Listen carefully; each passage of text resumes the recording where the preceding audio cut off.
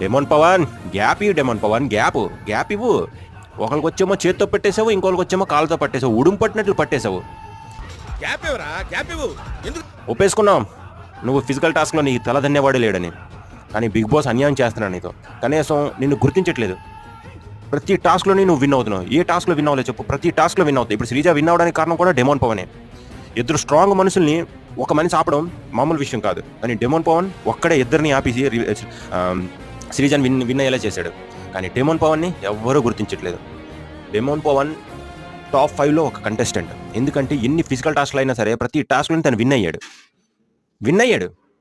కానీ big boss కావాలని night జరిగిన టాస్క్లోని ఎవరికి డెమోన్ పవన్ అంత హైలైట్ చేసి చూపించలేదు. చూసారా? కావాలంటే ప్రోమోలో కూడా సేమ్ అంతే. మరి బిగ్ బాస్ తొక్కాలని చూస్తున్నారా, లేకపోతే కంటెస్టెంట్స్ తొక్కాలని చూస్తున్నారా, లేకపోతే వ్యూవర్స్ పట్టించుకోవాలి? వ్యూవర్స్ ఆల్రెడీ తెలుసు, పట్టించుకుంటున్నారు. డెమోన్ పవన్ ఎక్కడ ఓటేయాలి అక్కడ ఓటేస్తున్నారు. మరి చూడాలి డెమోన్ పవన్ని ఎంతవరకు లాగుతారనేది.